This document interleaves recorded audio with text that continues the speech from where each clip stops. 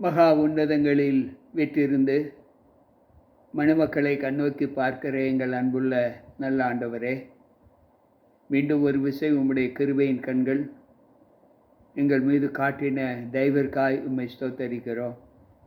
இந்த இரவிலே உம்முடைய கிருபை எங்களோடு இருந்து எங்களை பாதுகாத்து நாங்கள் நல்ல நித்திரையை பெற்று இந்த வாரத்தின் மத்திய நாளின் காலை பொழுதை காண்பதற்கு எங்களை தெரிந்து கொண்ட தயவிற்காய் உம்மை ஸ்தோத்தரிக்கிறோம். வந்திருக்கின்ற எங்கள் ஒவ்வொருவரோடும் உம்முடைய கிருபை சமாதானம் இருந்து பாதுகாத்து கொள்ளும். மீட்பர் இயேசு கிறிஸ்துவின் நாமத்தில் ஜெபிக்கிறேன் நல்ல பிதாவே, ஆமென். அன்பு பிள்ளைகளே, மீண்டும் கர்த்தருடைய கிருபை நம் மீது இருந்ததற்காய் அவரை ஸ்தோத்தரிப்போம். வந்திருக்கின்ற உங்கள் ஒவ்வொருவருக்கும் இந்த வாரத்தின் மத்திய நாளின் புதன்கிழமையின் காலையின் வாழ்த்துக்களை தெரிவித்துக் கொள்கிறேன். கர்த்தர் நம்மோடு இருப்பாராக. இன்று தேவ சமூகத்தில் கர்த்தருடைய பங்கு யார் என்ற ஒரு கேள்வியை நாம் எழுப்பினால், இன்றைக்கு உலகத்தில் வாழ்கிற அனைத்து பிள்ளைகளுக்கும், ஒவ்வொரு ஜீவனை பெற்றிருக்கிற ஒவ்வொரு பிள்ளைகளுக்கும் எத்தனையோ கோடிக்கணக்கில் சமயங்கள் உண்டு. தேவனை அவர்களுடைய விருப்பத்திற்கு ஏற்ற துதிகளை செலுத்தி வருவதை நாம் பார்க்கிறோம். ஆனால் கர்த்தருடைய ஜனம், கர்த்தருடைய பங்கு யார் என்று இந்த வேதம் சொல்லுகிறது என்றால், உபாகம புஸ்தகம் 32வது அதிகாரம் 9வது வசனம் சொல்லுகிறது, கர்த்தருடைய பங்கு யார் என்றால், கர்த்தருடைய ஜனமே அவருடைய பங்கு, யாக்கோபு அவருடைய சுதந்திரம். யார் கர்த்தருடைய பங்கு என்றால், கர்த்தருடைய ஜனம் அவருக்கு பங்கு, யாக்கோபின் சுதந்திரம் அவருடைய ஜீவன் என்று, வீதம் என்று சொல்லுகிறார். அப்படி என்றால் கர்த்தரே தெய்வமாக கொண்ட ஜனம் பாக்கியம் உள்ளது என்று ஆண்டவர் சொல்லுகிறாரே, அந்த ஜனம் யார்? ஆண்டவர் சொல்லுகிறார், 32வது அதிகாரம், உபாகமம் 32வது அதிகாரம் 10வது வசனம், பாழான நிலத்திலும் ஊளையிடுகிறவன் வெறுமையுமான அவாந்தர வெளியிலும் அவர் அவனை கண்டுபிடித்தார், அவனை நடத்தினார், அவனை உணர்த்தினார், அவனை தமது கண்மணியைப் போல காத்தருளினார். யாக்கோபு அவருடைய சுதந்திர வீதம் என்று சொல்லுகிறாரே, இங்கு ஆண்டவர் தெரிந்து கொண்ட விதம் எப்படி என்றால், பாழான நிலத்திலும் ஊளையிடுகிற வெறுமையுமான அவாந்தர வெளியிலும் அவர் அவனை கண்டுபிடித்தார், அவனை நடத்தினார், அவனை உணர்த்தினார், அவனை தமது கண்மணியைப் போல காத்தருளினார். அவருடைய ஜனம் என்று சொல்லக்கூடிய அந்த பங்கை, அந்த வேதத்தை ஆண்டவர் எப்படி தெரிந்து கொண்டார்? வனாந்தர வெளியில் ஊளையிடுகிற வெறுமையான அவாந்தர வெளியில் அவரை தெரிந்து கொண்டார் என்று சொல்லுகிறார். இதை குறித்து எரேமியா பக்தன் 2வது அதிகாரம் 6வது வசனத்தில் சொல்லுகிற வார்த்தை என்னவென்றால், எரேமியா 2:6 இப்படி சொல்லுகிறது,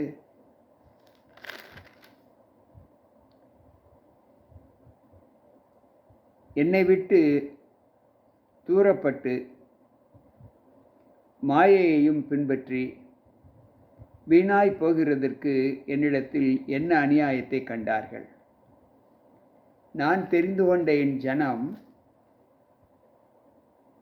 எனக்கு சுதந்திர வீதம் என்று தெரிந்து கொண்ட என் ஜனம் என்னை விட்டு விலகி தூரப்பட்டு மாயையை பின்பற்றி வீணராய் போய்விட்டார்கள். அப்படி வீணராய் போவதற்கு என்ன அநியாயத்தை என்னிடத்தில் கண்டார்கள் என்று ஆண்டவர் சொல்லுகிறார். அன்பு பிள்ளைகளே, சற்று யோசித்து பார்ப்போம். தேவ சமூகத்தில் வாழ்ந்து கொண்டிருக்கிற நாம் அவருடைய பங்கு, அவருடைய வீதம் என்று யாக்கோபின் சந்ததியை குறித்தும் நம்மை குறித்தும் சொல்லி இருக்கிற அந்த அனுபவத்திலே நாம் ஆண்டவருக்குள் நாம் எப்படி நம்முடைய விசுவாசத்தை தேவனுக்கு காண்பித்து கொண்டு இருக்கிறோம் என்றால், ஓசியாவின் புஸ்தகம் 13வது அதிகாரம், அங்கு 4-5 வசனங்களை நாம் வாசித்தால் ஆண்டவர் சொல்லுகிற வார்த்தை, நான் உன்னை எகிப்து தேசத்திலிருந்து அழைத்து வந்தது முதல் உன் தேவனாகிய கர்த்தராய் இருக்கிறேன். ஆகையால் நீ என்னையன்றி வேறே தேவனை அறிய வேண்டாம். என்னையன்றி இரட்சகர் ஒருவரும் இல்லை. நான் உன்னை மகா வறட்சியான தேசமாகிய வனாந்தரத்திலே அறிந்து கொண்டேன் என்று சொல்லுகிறார். பாகமம் 32:2 நாம் வாசிப்போம் என்றால், நாம் வாசித்தோம், உன்னை அவாந்தர வெளியிலும் வனாந்தரமான இடத்திலிருந்து உன்னை தெரிந்து கொண்டேன். அதைத்தான் இங்கு ஓசியாவின் புஸ்தகம் 13வது அதிகாரம் 5வது வசனம் சொல்லுகிறது. நான் உன்னை 40 ஆண்டுகள் வழிநடத்தின காலம் எப்படிப்பட்டதாய் இருந்தது. உன்னை அழைத்தது முதல் நான் உன் தேவனாகிய கர்த்தராய் இருக்கிறேன். ஆகையால் நீ என்னை விட்டு வேறே தேவர்களை சேவிப்பதற்கு உன்னை ஒப்பு கொடுத்தது என்ன என்று சொல்லுகிறார். அன்பு பிள்ளைகளே, ஆண்டவர் சொல்லுகிற வார்த்தையின் பொருள் என்ன என்றால், அவர்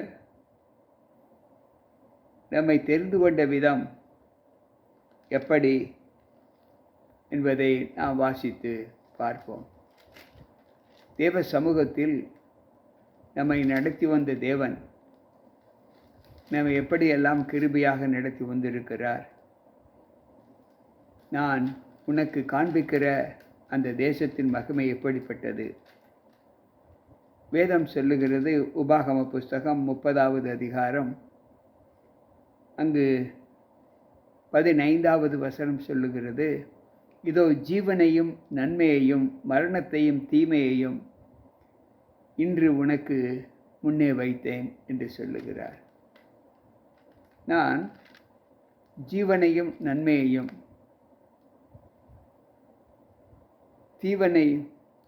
தீமையையும் நன்மையை உனக்கு முன்பாக வைத்தேன்.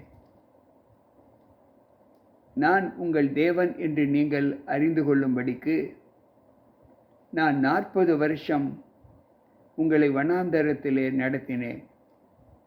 உங்களில் இருந்த வஸ்திரங்கள் பழையதாய் போகவும் இல்லை, உங்கள் காலில் இருந்த பாதரட்சைகள் அங்கு பழையதாய் போகவும் இல்லை என்று சொல்லுகிறார். அன்பு பிள்ளைகளே, சற்று யோசித்து பார்ப்போம். 40 ஆண்டுகள் உங்கள் தேவனாய் இருக்கிற நான், கர்த்தராகிய நான் உங்களை வழிநடத்தி வந்தேனே. நீங்கள் உடுத்தி இருந்த வஸ்திரமும் நீங்கள் காலில் போட்டிருந்த பாதரட்சைகளும் பழையதாய் போகவில்லை என்று சொல்லுகிறார். இந்த வாசகத்தை நாம் உபாகமம் 8:4 நெகமியாவின் புஸ்தகம் 9வது அதிகாரம் 21வது வசனத்திலேயும் வாசிக்கலாம். இவ்வளவு பாதுகாப்போடு நமக்கு கொடுத்த அந்த ஆசீர்வாதத்தை நாம் எப்படி பார்க்கிறோம் என்று யோசித்து பார்ப்போம். மேலும் அவர் சொல்லுகிற வார்த்தை 17வது சங்கீதத்திலே 8வது வசனத்தை நாம் வாசித்து பார்ப்போம் என்றால், அங்கு ஆண்டவர் நம்மை வழி நடத்தின விதம், நம்மை தெரிந்து கொண்ட விதம் எப்படி? அவர் சொல்லுகிறார், கண்மணியைப் போல உன்னை காத்தருளும். அன்பு பிள்ளைகளே, கண்மணியைப் போல நீ என்னை காத்தருளும் என்று சொல்லுகிறார். கண்மணி எவ்வளவு பாதுகாவலோடு இருக்கிறதோ, அதற்கு தீமை வரும் முன்னே உன் கண்கள் தாமாகவே அதை இயல்பு சதையாக தன்னை உருவாக்கி அது தானாகவே உன் கண்மணிக்கு எப்படி பாதுகாப்பு கொடுக்கிறதோ அதை போல நீ என்னை காத்துக்கொள் என்று சொல்லுகிறார். எனக்கு பிரியமான தேவ பிள்ளைகளே, நாம் நம்முடைய வாழ்க்கையில் கர்த்தரை தெய்வமாக கொண்டிருக்கிற அனுபவங்களை எப்படியெல்லாம் பார்க்கிறோம்? ஞானி மீண்டும் சொல்லுகிற வார்த்தை என்னவென்றால், நீதிமொழிகளின் புஸ்தகம் 7வது அதிகாரம் 2வது வசனம் இப்படி சொல்லுகிறது, என் கட்டளைகளையும் என் போதகத்தையும் உன் கண்ணின் மணியைப் போல காத்துக்கொள், அப்பொழுது பிழைப்பாய். அன்பானவர்களே, உன்னை எகிப்து தேசத்திலிருந்து நடத்தி வந்த அந்த அனுபவம் உங்களுக்குள் எப்படி இருக்க வேண்டும் என்றால், நான் உங்களை எப்படி வனாந்தரத்திலும் அவாந்தரமான வெளியிலும் இருந்து உன்னை தெரிந்து கொண்டேன், 40 ஆண்டுகள் உங்களை பாதுகாத்த விதம் எப்படி, நீங்கள் ஒடித்திருந்த ஆடையும் நீங்கள் அணிந்திருந்த பாதரட்சைகளும் பழையதாய் போகவில்லை. எனவே நீங்கள் உங்களை எப்படி நீங்கள் என் மீது விசுவாசத்தை தக்க வைத்துக் கொள்ள வேண்டுமென்றால், கண்மணியைப் போல என்னை நீங்கள் காத்து கொள்ள வேண்டும் என்று சொல்லுகிறார். அன்பு பிள்ளைகளே, சற்று யோசித்து பார்ப்போம். நம்முடைய கண்களில் ஏதாவது ஒரு சிறு தூசு படிந்து விட்டால் நம்முடைய கண்கள் எப்படி தானாகவே அதிர்ந்து போகிறது, தண்ணீர் வர ஆரம்பிக்கிறது, உறுத்தல் ஏற்படுகிறது. அதை போல கண்ணின் மணியைப் போல நாம் நம்முடைய ஆண்டவரை காத்து கொள்ள வேண்டும் என்று சொல்லுகிறார். நான் உனக்கு விதித்த கட்டளைகளையும் கண்மணியைப் போல காத்து கொள்ள வேண்டும் என்று சொல்லுகிறார். என் போதகத்தை காத்து கொள்ளுங்கள், அப்பொழுது பிழைப்பீர்கள் என்று ஆண்டவர் சொல்லுகிறார். எனக்கு பிரியமான தேவ பிள்ளைகளே, இன்றைக்கு அந்த பங்கு, நாம் தேவனுடைய பங்கு என்று சொல்லுகிறாரே, நாம் அவருடைய சுதந்திர வீதம் என்று சொல்லுகிறாரே, இந்த அனுபவத்தை நாம் பார்க்கும்போது அவர் நம்மீது வைத்திருக்கிற அக்கறை, அவர் நம்மீது வைத்திருக்கிற பாதுகாக்கக்கூடிய குணங்கள் எப்படிப்பட்டதாய் இருக்கிறது என்பதை யோசித்து பார்ப்போம். ஒவ்வொரு நாளும் நம்மீது வைத்திருக்கிற வாஞ்சைகள் எவ்வளவு என்பதை அறிந்து நாம் நல்வழியில் ஜீவிப்பதற்கு தான் அவர் நம்முடைய தேவனாக இருக்கிறார். எந்தவித கெட்ட செய்கைகளும் எந்தவித மாசுள்ள குணங்களும் நம்முடைய ஜீவிதத்தில் காணக்கூடாது என்பதுதான் அவருடைய நோக்கம், அவருடைய வாஞ்சை. அப்படிப்பட்ட கொள்கைகளை உடைய ஜனங்களை பார்த்து சொல்லுகிறார், இவர்கள் என்னுடைய பங்கு, இவர்கள் என்னுடைய சுதந்திர வீதம் என்று சொல்லுகிறார். கேட்டுக்கொண்டிருக்கிற அன்பான தேவ பிள்ளைகளே, அவருடைய பங்காக நீங்களும் நானும் இருக்க வேண்டும்.